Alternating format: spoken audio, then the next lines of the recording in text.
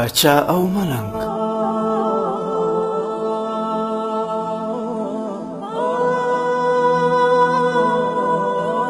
یوه ورځ پاچا د ښار په یو طرف کې یو ملنګ ولیده چې لګیا دی او د خپل رب سره راز او نیاز کوي.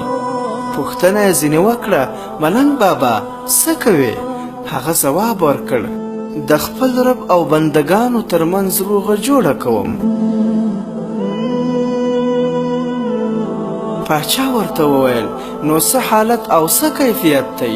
ملنګ ځواب ورکړ: الله جل جلاله یې مني ولې بندګان یې نه مني. څه موده تېرېدو نه پس پاچا هدیرې ته لاړه. څه ګوري چې دا ځل ملنګ بابا په هدیره کې د خپل رب سره راز او نیاز کوي.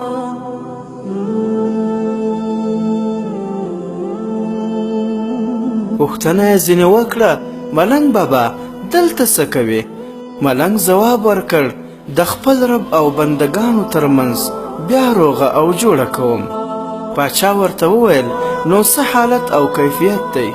ملنګ ځواب ورکړ: دلته یې بندګان مني ولې الله جل جلاله یې نه مني.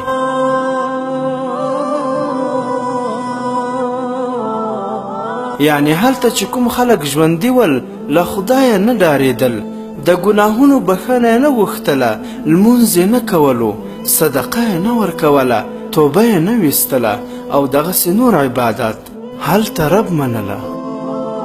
اوس دلته دوی ډېرې چیغې وهي چې ربه مونږ بیرته دنیا ته ولېږه، مونږ صدقه ورکوو او نیک عملونه کوو، لمونځ کوو، توبې به وباسو او دغسې نور عبادات، خو اوس یې ورسره رب العالمین نه مني.